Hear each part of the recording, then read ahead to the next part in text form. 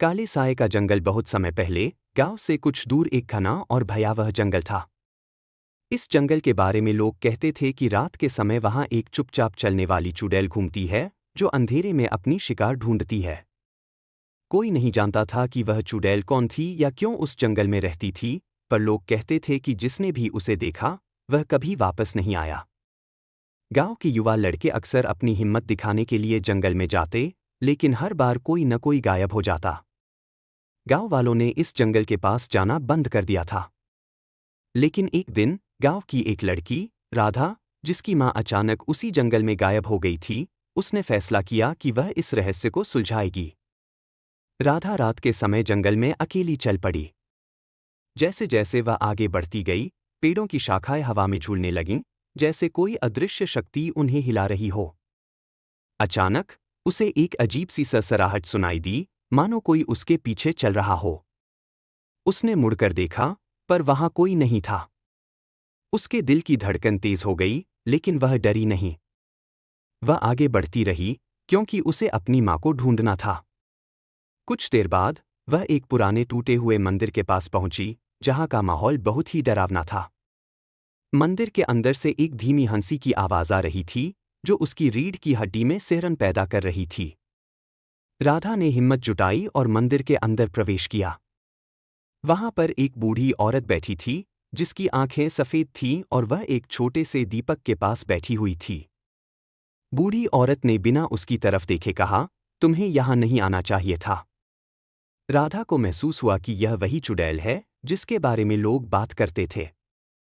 राधा ने कांपती हुई आवाज में पूछा, मेरी मां कहाँ है? चुड़ैल ने हंसते हुए कहा, जिसे यह जंगल एक बार ले जाता है वह फिर कभी वापस नहीं आता। फिर अचानक चुड़ैल की आंखें लाल हो गईं और उसका चेहरा भयानक रूप से बदल गया। उसकी हंसी गूंजने लगी और वह धीरे धीरे राधा की ओर बढ़ने लगी।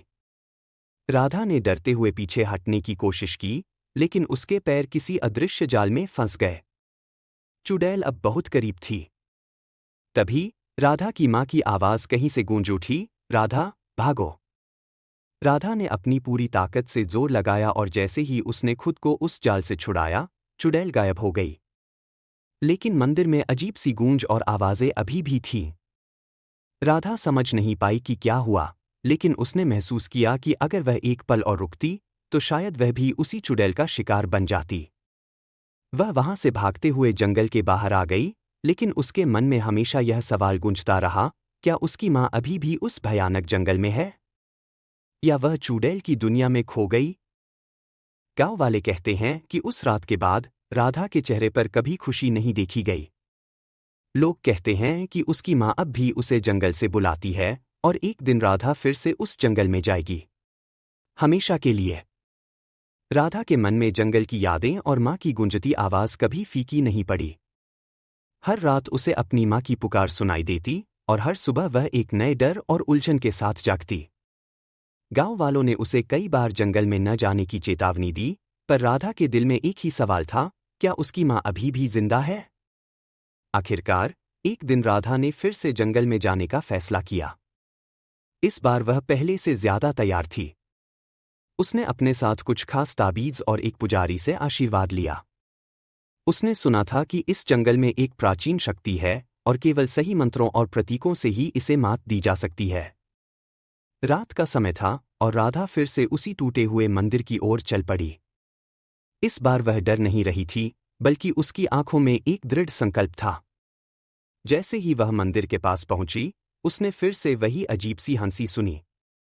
लेकिन इस बार उसने एक मंत्र बुदबुदाया और दीपक की रोशनी में प्रवेश किया। अंदर चुड़ैल फिर से उसका इंतजार कर रही थी। लेकिन इस बार चुड़ैल ने कोई हमला नहीं किया, बल्कि उसके चेहरे पर एक अजीब सी मुस्कान थी। तुम वापस आ गईं, चुड़ैल ने कहा। मुझे पता था कि तुम आओगी। राधा ने हिम्मत जुटाकर पूछा, मेरी मां कहाँ है?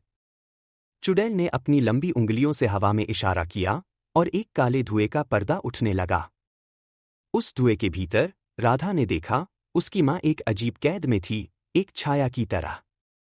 उसकी मां ने आंखें खोली और राधा को देखते हुए कहा, मुझे बचाओ।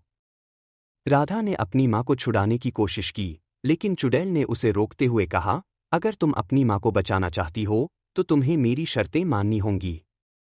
क्या शर्तें? राधा ने दहाड़ते हुए पूछा। चुड़ैल हंस पड़ी और बोली, तुम्हें अपनी आत्मा मेरे हवाले करनी होगी, तभी तुम्हारी माँ मुक्त हो सकेगी। राधा दोराहे पर खड़ी थी, अपनी माँ को बचाने के लिए अपनी आत्मा कुर्बान करे या अपनी माँ को हमेशा के लिए खो दे। तभी उसे अपने साथ लाए हुए ताबीज़ और मंत्रों की याद आई।